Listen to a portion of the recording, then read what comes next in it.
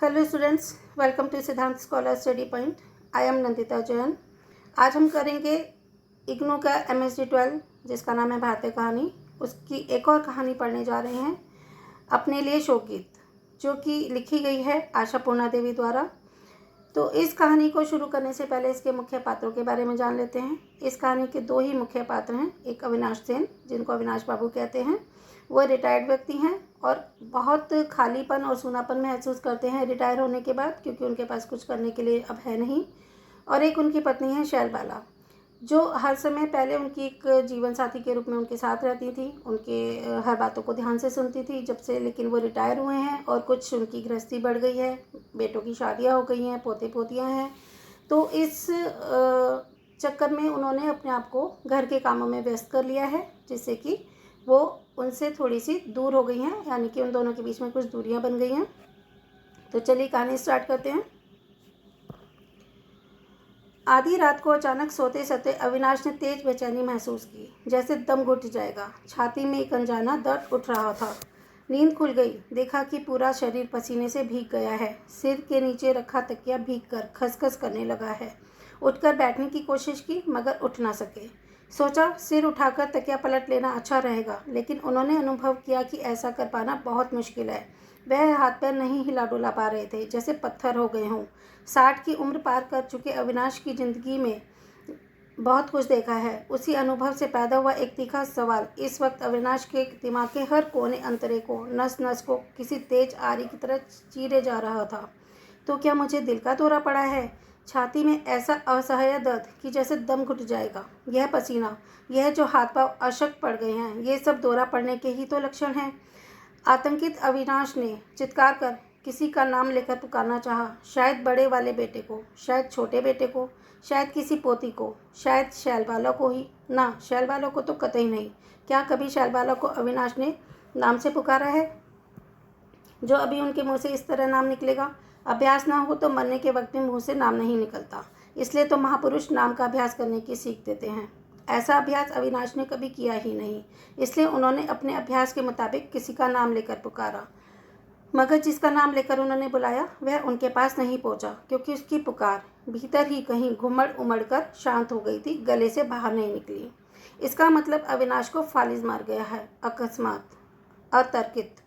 बिस्तर पर आने से पहले, नींद से पहले अविनाश बिल्कुल स्वस्थ, सहज, स्वाभाविक थे। रोज की तरह आज भी सुबह से ही रोजमर्रा के सारे काम निपटाते रहे। उन कामों में से कोई बाधा नहीं आई। शरीर में कोई असहज लक्षण नजर नहीं आए। सुबह सुबह उठकर पार्क में टहलने गए थे। वहां से लौटते वक्त छोटे पोते के लिए खटाल से दूध दुहवा लाए थे। रोज की तरह ग्वाले से धर्म ज्ञान की चर्चा भी की थी। इस काम के लिए अविनाश से किसी ने नहीं कहा था। पोते के माता पिता यानी उनके छोटे बेटे और बहू ने, वे तो डिब्बे वाले दूध पर ही निर्भर रहते आए थे। अविनाश ने खुद इसकी पहल की थी। उन्होंने दूध लाने की जिम्मेदारी खुद उठाई थी। सुबह टहलने के लिए निकलते वक्त वे दूध के लिए एल्यूमिनियम का डब्बा साथ ले जाते थे। फिर पोते के पास जाकर गर्व से कहते थे, लोग हंसते हैं तो हंसने दो। आज की सैर से लौटने के बाद उन्होंने रोज की तरह चाय टोस्ट खाया, अखबार लेकर पढ़ने बैठ गए। तब एक बार फिर से हलवा और आलू मिर्च के साथ एक बड़े कप में चाय पी थी। बुढ़ापे में जैसे सुबह सुबह भूख कुछ बढ़ जाती है, इसलिए वे बोलने में शर्म महसूस करते, मगर पोतियों के टिफ़िन के लिए अगर कुछ बन रहा होता तो उसकी गंध वे महसूस कर लेते। अविनाश तो टिफ़िन में रोटी तरकारी लेकर जाया करते थे। अब बेटों के लिए पूड़ी कचौड़ी मिठाई रखी जाती है। पोतियों को पूड़ी कचौड़ी नहीं रुचती, इसलिए उनके लिए कुछ स्वस्थ पौष्टिक भोजन बनाकर रखना पड़ता है, जैसे अंडा भुजिया, हलवा, आलू मिर्च आदि। रसोई घर से आती खुशबू जैसे अविनाश को व्याकुल कर देती। वे हाथ में अखबार पकड़े हुए घर के अंदर जाते। अरे सुनी खबर तुमने? मोतिहारी में एक बस दुर्घटनाग्रस्त हो गई है। पूरी बारात एक बार में ही खत्म। या उदास स्वर में बोलते जाते, अरे घटना सुनी? पिछले दिनों एक भीषण अग्निकांड में। तो इस बातचीत का परिवेशगत लक्ष्य निश्चित रूप से शैलबाला होती, वरना खबरें तो वास्तव में राजनीतिक ही होती हैं। मगर राजनीति के चाल चलन को लेकर शैलबाला से चर्चा आलोचना करना संभव नहीं था। देश की समस्याओं को लेकर अपना दिमाग खराब करने का शैलबाला के पास वक्त नहीं था। अगर राशन वगैरह की कीमतें बढ़ती हैं, तभी शैलबाला के पास अपने घर वालों के ऊपर नाराज होने का वक्त होता है, और इन वस्तुओं की कीमत घटने पर प्रसन्न होने का। हालांकि अगर वे ध्यान से सुने तो इन घटनाओं दुर्घटनाओं पर भी चर्चा की जा सकती है। तो क्या इन्हीं सब बातों को लेकर बातचीत की जानी चाहिए? वे तुरंत जवाब देती, अरे जाइए ना, आप भी सुबह सुबह यही सब खबरें सुनाने लगते हैं, जाइए, सुबह सुबह मन खराब मत कीजिए। मगर अविनाश को क्या यह सब पता नहीं था? वे जानते थे कि ये सब मन खराब करने वाली खबरें छूत की तरह हैं। काम के वक्त शैलबाला के पास ऐसे समाचारों पर कान देने का वक्त नहीं होता। अविनाश कहते, नहीं, इसलिए तो कह रहा हूँ, इस जमाने में आदमी को जिंदा बचा रहना ही सबसे बड़ा आश्चर्य है।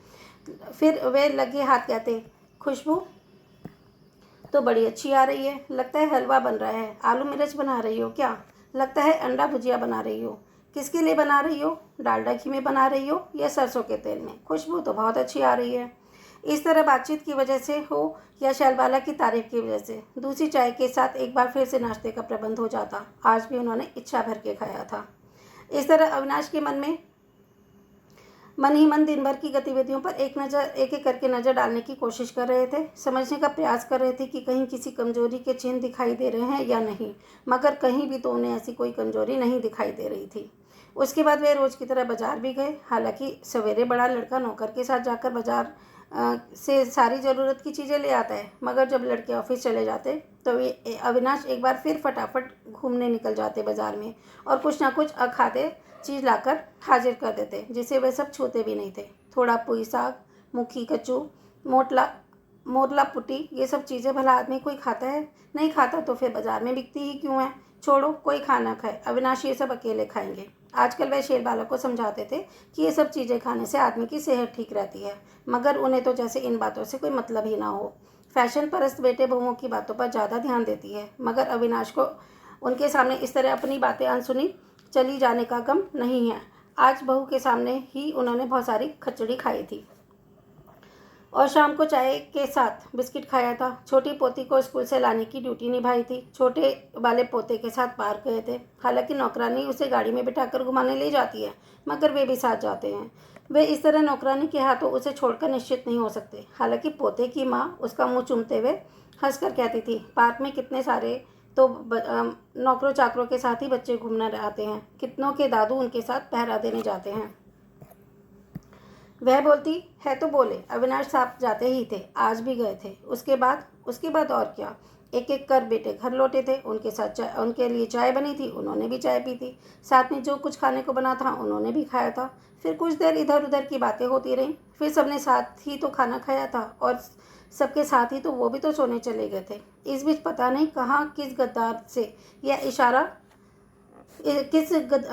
से यह इशारा उभर आया, जब पैर फैलाते ही अविनाश सेन नाम का यह व्यक्ति नकारा साबित हो गया। इस बार अविनाश चिल्ला पड़े, मगर आवाज़ गले के बाहर नहीं निकली। इसका मतलब पूरे शरीर में लकवा मार गया है। इस निष्ठुर विपत्ति ने जीभ को भी नहीं छोड़ा। पक्षाघात। इस रोग का बाजार में जो चलित नाम है, उसके बजाय अविनाश आयुर्वेद की किताब में ढूंढकर सायास ये अपरिचित शब्द ले आए थे। यह शब्द पैरालिसिस की अपेक्षा काफ़ी भयंकर और क्रूर लगता है। इससे दुख को नापने की दरकार होती है। अभी गर्मी का मौसम है, मगर शाम होते ही जैसे काल बैशाखी का सा वातावरण हो गया था। अचानक हवा से ठंडक बढ़ गई थी। ठंड ना लग जाए इसलिए अविनाश ने सिरहाने की तरफ से खिड़की बंद कर दी थी। टेबल फैन धीमी गति से चल रहा था। कमरा काफ़ी संकरा था। सोने के कमरे के रूप में इसकी गणना नहीं की जा सकती थी, इसलिए इसमें छत का पंखा नहीं लगाया जा सकता था। ज़रूरत भी नहीं है, खिड़की खोलने पर हवा खूब आती है। आज खिड़की का एक पल्ला भी बंद है। सोने जाने से पहले शैलबाला यह सब व्यवस्था ठीक ठाक कर गई थी। उनके कमरे में बहुत दूर नहीं, पास में ही तो उनका भी कमरा है। दोनों अलग अलग जरूर हैं, मगर इन दोनों कमरों के बीच का दरवाज़ा तो खुला ही रहता है। इस पर भले पर्दा झूल रहा हो, फिर भी कितना दूर दुरान जैसा व्यवधान उपस्थित हो गया है। बड़े बेटे की बेटी के 2 साल के होते ही अविनाश ने जैसे अपनी सबसे प्रिय वस्तु खो दी थी। जवानी के दिनों में ही जिस शैलबाला के सानिध्य के अभ्यस्त थे, उसे एक तुच्छ कारण के चलते गंवाना पड़ा। उसके माँ बाप के हिस्से में एक ही कमरा पड़ा था। इसलिए बड़ी हो रही बेटी को साथ लेकर सोना सभ्यता तो नहीं हो सकती थी। इसलिए इस सभ्यता की रक्षा के लिए शैलबाला ने एक दिन खुद ही यह व्यवस्था शुरू कर दी। इस घर के जिस कमरे में अविनाश की सुहागरात मनी थी और उसके बाद काफ़ी लंबा समय उन्होंने इसमें गुजारा था, उसी कमरे से अविनाश को निर्वासित कर दिया गया।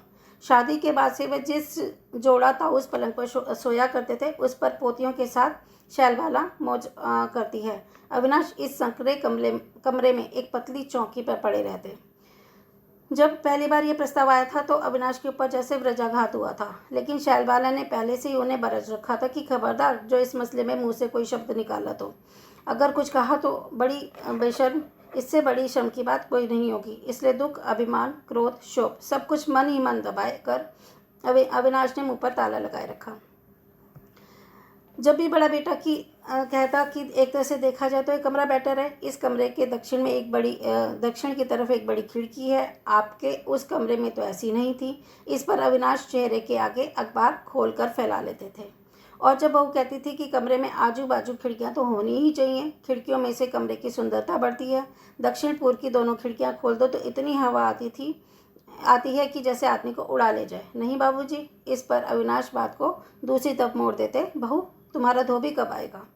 तो कहने का मतलब ये है कि जब अविनाश रिटायर हुए और घर में बहुएं आ गई, पोतियां बड़ी होने लग गई, तो जैसे उनका अस्तित्व इस फैमिली से कम होता जा रहा था। यहाँ तक कि जो उनका कमरा जिसमें वो एक बड़े कमरे में सोया करते थे, उनसे भी उनको वहाँ से निष्कासित करके एक ऐसे छोटे से संकरे से कमरे में डाल दिया गया जिसमें खिड़कियाँ थी लेकिन पंखा लगाने की जगह नहीं थी। ठीक है। और दूसरी तरफ उस पर बेटा बहू ये कहते हैं कि खिड़कियों वाला कमरा तो बहुत अच्छा होता है, ये तो बहुत बढ़िया है, इसमें तो इतनी बढ़िया हवा आती है कि कोई भी इतनी हवा आती है कि आदमी को भी उड़ा के ले जाए। तो इस बात पर उन्हें गुस्सा आता था, लेकिन वो अपना अभिमान, शोक, दुख सब रोक कर इधर देखने लग जाते क्योंकि उनका बस नहीं चलता था, वो कुछ नहीं कह सकते थे। तो शैलबाला जरूर अविनाश की सासों के उतार चढ़ाव को देखकर उनकी तकलीफ को समझ लेती थी। वे उनकी रग रग से वाकिफ़ है, लेकिन यह सब कुछ जानते समझते हुए भी दूसरों को इसका एहसास तक नहीं होने देती थी। इसलिए इस वक्त अविनाश अपना आखिरी आर्तनाद उन्हीं के कानों तक पहुंचाने की चेष्टा कर रहे थे जिनके कानों तक वे अपनी बात को पहुंचाने की ज़रूरत भी नहीं समझते थे। लेकिन पहुंचाते कैसे? अविनाश की जी जान से की गई चेष्टा भी व्यर्थ चली गई। पसीना छूटने लगा। दुख की यंत्रणा में उन्होंने जोर से रोने की कोशिश की, लेकिन गले से एक गूं गूं की आवाज़ भर बाहर आई थी, जैसे किसी क्रूर जानवर का आर्तनाद हो। इसी बीच अविनाश के कानों में बड़ी पोती की आवाज़ सुनाई पड़ी, दीदा, ओ दीदा, देखो तो दादू पता नहीं कैसे चिल्ला रहे हैं। इसका मतलब शैलबाला अब भी घोड़े बेचकर सो रही है। इस आवाज़ से उसकी गहरी नींद नहीं खुल पाई थी। ओह, कुछ हाथ की दूरी पर अविनाश मौत से जूझ रहे हैं और शैलबाला आराम से सो रही है और अविनाश बाबू मौत से जूझ रहे हैं, ऐसा अविनाश बाबू ने अपने मन में सोचा। इस बार अविनाश की छाती पर जैसे ज्वाला सी उठी। यही ठीक है, सुबह उठकर शैलबाला और बेटे अविनाश का मरा मुँह देखेंगे। मन ही मन पत्नी और बेटों के प्रति वह भयंकर अभिशाप उच्चारित करते हुए अविनाश के आंखों के कोर से आंसू की बूंदें ढुलक आईं। लेकिन अविनाश का यह अभिशाप कारगर साबित नहीं हुआ। अगले ही क्षण नींद से जागी हुई शैलबाला का आर्त स्वर सुनाई दिया, भगवान क्या हो गया?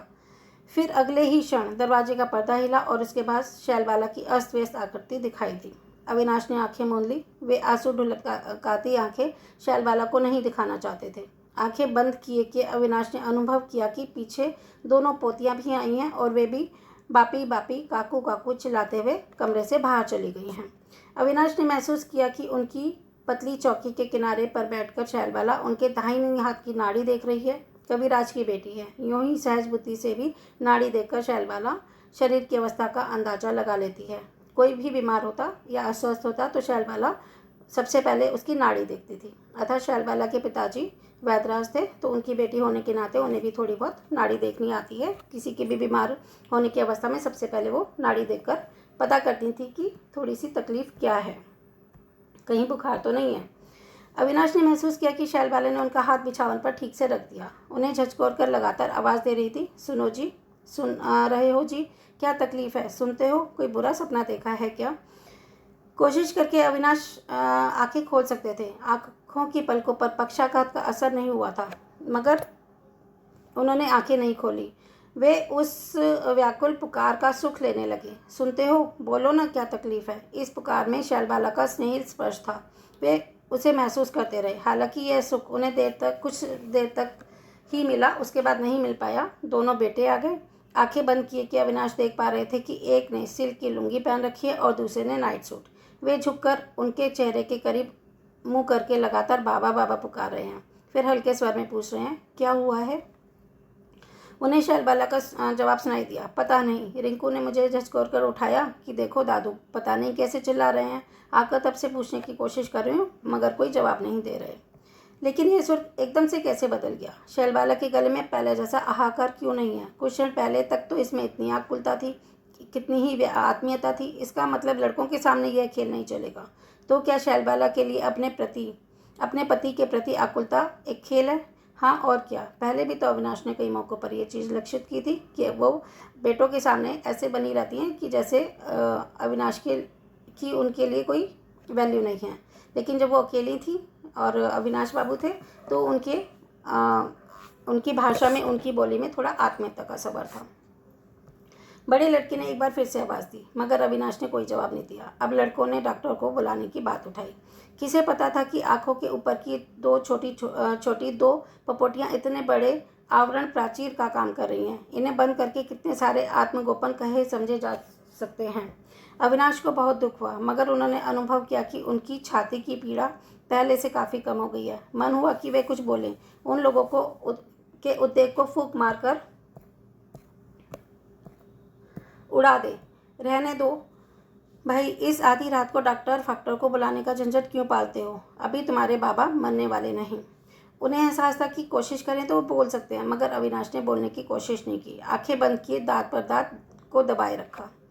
उन्होंने मन ही मन सोचा कि अगर इस वक्त कुछ बोलते हैं तो अगले ही पल वे बेभाव हो जाएंगे। नहीं, अभी उन्हें बेभाव होने की इच्छा नहीं है, बल्कि वे आंखें बंद किए वे ही महसूस करेंगे कि डॉक्टर आया है क्या, जांच की है क्या। उसके बुलाने पर उन्होंने जवाब नहीं दिया तो उसने संदेह व्यक्त करते हुए इशारे से समझाया, सेरेब्रल थ्रोम्बोसिस हो सकता है। ऐसा होना कोई आश्चर्य की बात नहीं है। निर्देश दे रहा है कि एकदम सुलाए रखें, कंप्लीट रेस्ट। फिर तब बेटे अपने पिता के प्रति इतने उदासीन नहीं रह पाएंगे। तब शैलबाला पर भी काफ़ी अनुशासन रहेगा। वह पहले की तरह घर बार के काम से निपटने में घर बार के काम को निपटाने में देर नहीं लगाएगी। वह फिर एक बार दोपहर को और एक बार रात को आकर खिड़की बंद करने या पंखा चलाने का कर्तव्य निर्वाह करके पोतियों के साथ आराम शैया पर सुख से सोने नहीं जाया करेगी। अविनाश डॉक्टर का इंतजार करने लगे, अपनी बंद आंखों की प्राचीर की ओर से। लेकिन उनका इंतजार कामयाब नहीं हो पाया। जो वे कहना चाहते थे वह शैलबाला ने कह दिया, अरे नहीं रे बेटे, अभी डॉक्टर को बुलाने की कोई दरकार नहीं है। छोटे बेटे ने कहा, लेकिन डॉक्टर को ना बुलाना क्या ठीक रहेगा? हाँ, कुछ नहीं होगा। मुझे लगता है कि कोई सपना अपना देखकर हड़बड़ा रहे थे। नाड़ी तो काफ़ी अच्छी चल रही है। कविराज की बेटी, उसे अपना अहंकार प्रकट करने का कोई दुविधा नहीं है। ओह, कैसी निर्लज निष्ठुरता है। बेटों के सामने अपनी महिमा कायम रखने की कैसी निर्ममता।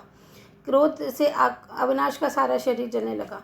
वे मन ही मन बोले जा रहे थे, काफ़ी अहंकार भर गया है तुम्हारे भीतर। सर्वज्ञ हो गई हो, लगता है नाड़ी सही चल रही है। सेहत पहचानने की जैसे दिव्य दृष्टि तुम्हें ही मिली है। अपनी नाड़ी के इस प्रकार दुर्व्यवहार पर उनकी आंखों से एक बार फिर आंसू भर आए, खारा जल, मगर उन्होंने आंखें नहीं खोली। शैलबाला का स्वर सुनाई दिया, जरा पंखा बंद कर दो ना रिंकू, खिड़कियों के पल्ले पूरी तरह खोल दो। अरे सुनो, पानी पियोगे क्या? पानी?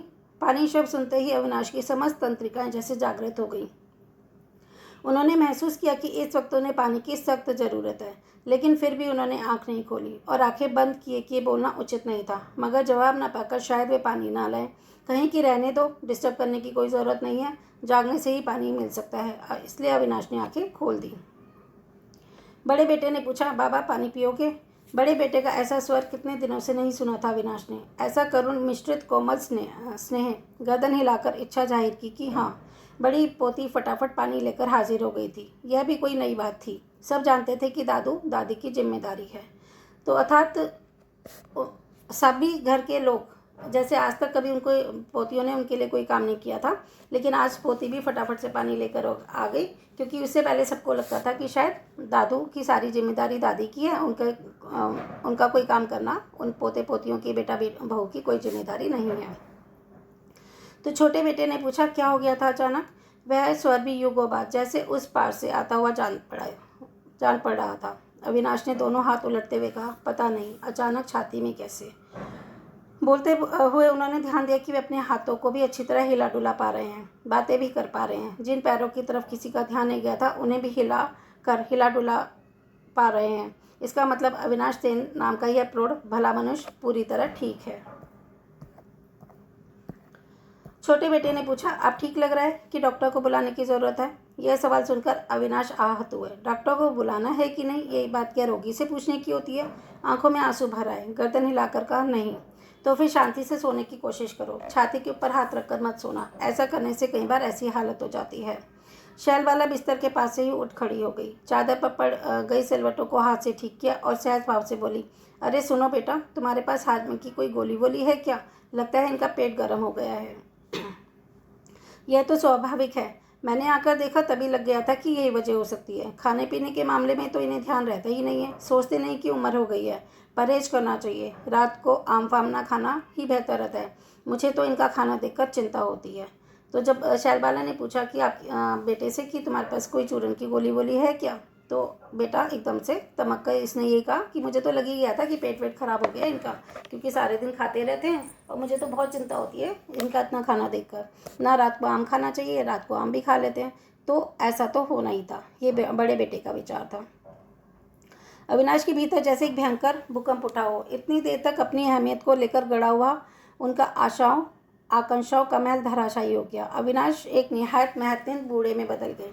जैसे बूढ़े बिना संयम रखे खाते रहते हैं और खुद तो भोगते हैं, दूसरों को भी दुख पहुंचाते हैं। शैलबाला एक बनियान लेकर आई और कहा, बनियान बदल लो। बुद्धू बेटे, तुम लोग जाकर सो जाओ। बेटे ने लंबी उबासी ली और कहा, नींद का तो 12 बज गए। बुद्धू ने कहा, हाँ, आधी रात को इस तरह चेपे से मेरे तो पेट में पता नहीं कैसा कैसे होने लगता है। अब तो नहीं लगता कि नींद आएगी, उसने कहा, मगर चला गया। उसने एक बार भी यह नहीं कहा कि नींद नहीं आ रही है तो तब तक बाबा के पास ही आकर बैठता हूँ। पोतियाँ तो उन्हें पानी पीता देखने के बाद ही चली गई थी। अब शैलबाला अकेली बची है, मगर उनकी भी चिड़चिड़ाहट से जाहिर था कि जल्दी ही चली जाएंगी। अविनाश ने निर्लिप्त स्वर में पूछा, तुम भी जा रही हो? शैलबाला ने लज्जा भाव से कहा, नहीं, लगता है लड़के दवाई देना भूल गए हैं। मैं देख कर आती हूँ तो बैठती हूँ तुम्हारे पास। बैठो ना, यहीं सो जाओ ना मेरे पास। शैलबाला अविनाश की 3.25 फीट चौड़ी चौकी की तरफ देखते हुए कुछ और लज्जा भाव से बोली, क्या बात करते हो? तुम्हारा बिस्तर जैसे कोई चौड़ा मैदान हो। आश्चर्य है, कुछ दिन पहले तक शैलबाला इसी बिस्तर पर एक साथ सोया करती थी। तब यही चारपाई चौड़ा मैदान हुआ करती थी। असल में एक बार किसी चीज़ का अभ्यास छूट जाए तो फिर वैसा कर पाना आसान नहीं होता, इसलिए शर्म आ रही है, खाने पीने सब मामले में। तो अविनाश ने कहा, तुम्हें याद है एक बार ट्रेन में एक ही बर्थ पर हम दोनों एक ही कंबल में? शैलबाला ने तुरंत कहा, अब रहने भी दो, वो दिन और थे। अब पोतियाँ देखेंगी तो हंसेंगी नहीं, अगर बेटे देखेंगे तो क्या सोचेंगे? शैलबाला ने कहा। अविनाश ने तुनक कर कहा, मैं दवाई नहीं खाऊंगा, और दीवार की तरफ मुँह करके सो गए। शैलबाला के सामने एक और विकट स्थिति थी। बेटे भूल गए थे। उन्हें फिर से पुकार लगाने में लज्जा महसूस हुई। कुछ देर वे निश्चल बैठी रहीं, फिर उठकर अकारण टेबल फैन को थोड़ा तेज करके धीरे से कमरे से बाहर निकल गई। हो सकता है पोतियाँ जागी हों और सोच रही हों कि बूढ़ा बुढ़िया इस वक्त कैसे प्रेमालाप कर रहे हैं। जवानी में बुजुर्गों से और बुढ़ापे में बच्चों से लज्जा करनी ही पड़ती है। शैलबाला के चले जाने के बाद एक बार फिर से अविनाश को लगा कि दम घुटने लगा है। उठकर बैठ गए, बनियान बदले बिना एक बार फिर से लेट गए और लेटे लेटे प्रार्थना करने लगे, हे भगवान, मुझे दिल का ही दौरा पड़ जाए, पक्षाघात नहीं, एकदम चरम आघात, ताकि सुबह जब उनकी पत्नी और बेटे आए तो सिर पर हाथ रखे तो उन्हें एहसास हो कि कल रात को पेट गर्म कहकर चले जाना उनकी कितनी बड़ी भूल थी। खासकर शैलबाला को सुबह उठकर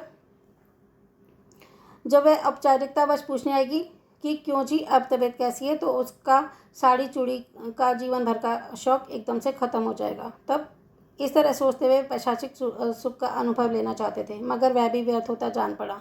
उनकी आंखों से अविरल आंसू बहने लगे, तकिया भीगने लगा।